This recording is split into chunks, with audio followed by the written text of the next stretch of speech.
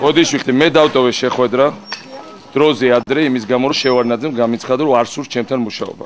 მე მინდა განვაცხადო რომ პრეზიდენტმა შევარდნაძე მოგვიყვანა დროის გასაყვანად. პრეზიდენტს გადაწყვეტილი აქვს ის შეუტახდა უკვე პუტინს, შეუტახდა ასლან აბაშიძეს, პრეზიდენტს გადაწყვეტილი აქვს რუსეთის და ასლან აბაშიძის დახმარებით მოახდინოს საქართველოში ოპოზიციის ნეიტრალიზაცია და არჩევნების გაყალბების საბოლოო დაკანონება. მე გავაფრთხილე პრეზიდენტს რომ მას მიყავს ქვეყანა სამოქალაქო დაპირისპირებისკენ, კონფლიქტისკენ და უბედურებისკენ. საკუთარ ხალხს ეუბნება არჩევანზე უარს. ამის პასუხად პრეზიდენტმა მომიგო რომ მას არანაირი სურვილი არ აქვს ჩემთან მუშაობის გაგრძელების.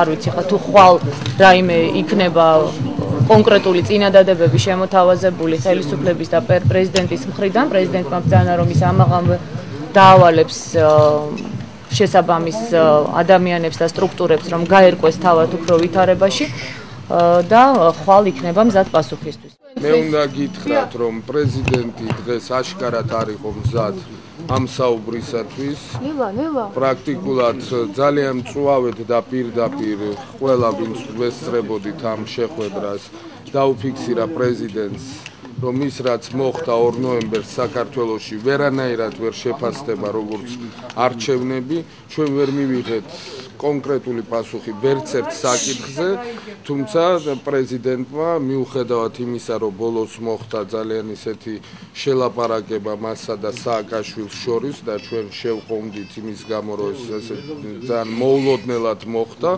უნდა გითხრათ რომ მან კიდე ითხოვა საშუალება რომ გაგრძელდეს ეს კონსულტაციები ამიტომ ჩვენ ჩამოვყალიბდებით და მოგახსენებთ სულ მცირე ხანში ჩვენ საბოლოო პოზიციას მე მაგალითად მივაჩნია რომ დღევანდელი შეხვედრა იყო საკმაოდ საინტერესო შეიძლება ცოტა დაზაბული შეიძლება მაგრამ მე ხო შევთავაზე დიალოგი ოპოზიციას მობრძანდით და ერთად გავერკვეთ მაგრამ ეხლა მე ვწუნდები რომ მარტო ჩემი ცოდნა და მარტო ჩემი ცდომა სიღრმეში საკმარისი არ არის ამიტომ შევთავაზე იცით რომ იყო სამუშაო ჯგუფი მივცეთ ვადა 1 დღე ან 2 დღე მე მზად ვარ სანამ გამოგზავრებოდე დასავლეთში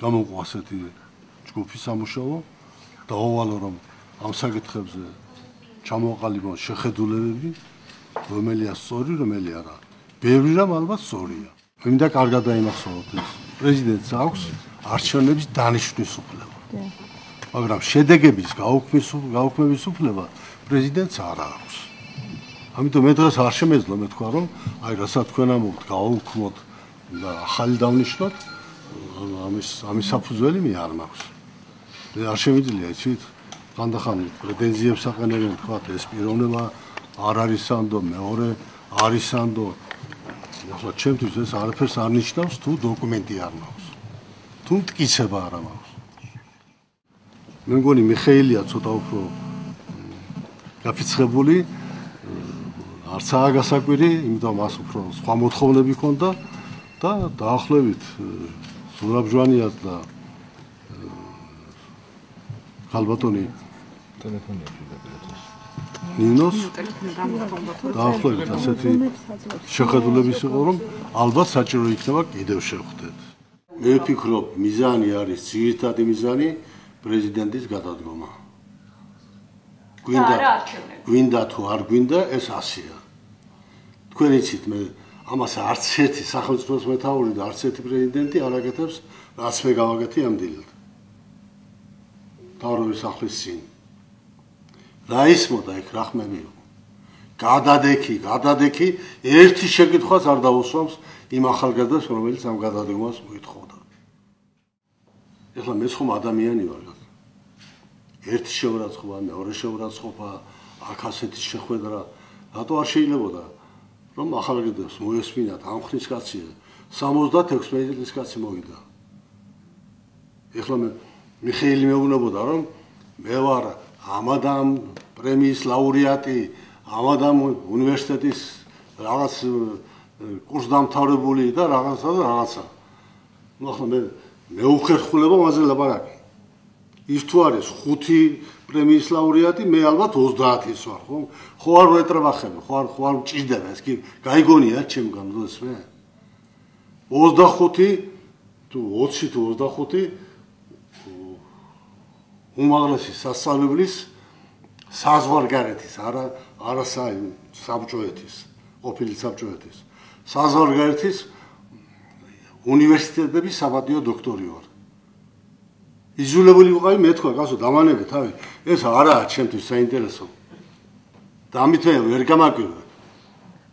ნუ ახლა ალბათ ამდენი ლაპარაკი არა, არ იყო საჭირო, ეგეც არ უნდა მეთქვა და არ უნდა მეკადრებია, მაგრამ ქუჩაში არჩევნების საკითხი არ გადაწყდება.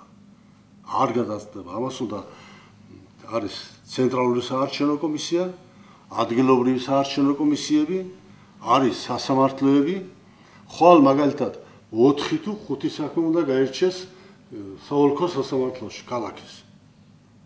არ დაუცადოთ ამას, არ დაველოდოთ და მე გამოიტანა განაჩენი, რომ ეს გაუქმდეს, ეს არ გაუქმდეს. დაახლოებით ასეთი იყო ზოგიერთების მოთხოვნა, ყველასი არა. ხვალდილი დავალებებს ვიცემ ჩემ სპეციალისტებს, რომ აი ამ კითხვებზე, რომელიც დააყენეს, პასუხები მოამზადონ. თუ მოისურვებენ, საღამოს შევხვდები. თუ არ მოისურვებენ, ნუ ახლა ეს მაგათი საქმეა, რა ვქნა. ინიციატივა გამოიჩინე, თხოვე და თქვენ იცით, რომ მე უზრდელი კაცი არა ვარ. თუ ახლა მართლა არ გამოიყვანეს წონასწორობიდან და ახლა მიხეილს ეს ეხერხება და რა უყო, რა ვქნა. ღმერთმაში არ გოს ეს თვისებაც. თუმცა მე მზად ვარ, მიუხედავად იმისა, რომ მიხეილთან კამათი ძალიან ძნელია და მსჯელობა ძნელია, კიდევ შევხვდე, 1-ჯერ, 2-ჯერ, 5-ჯერ, მხოლოდ ეს დაძაბულობა მოიხსნას.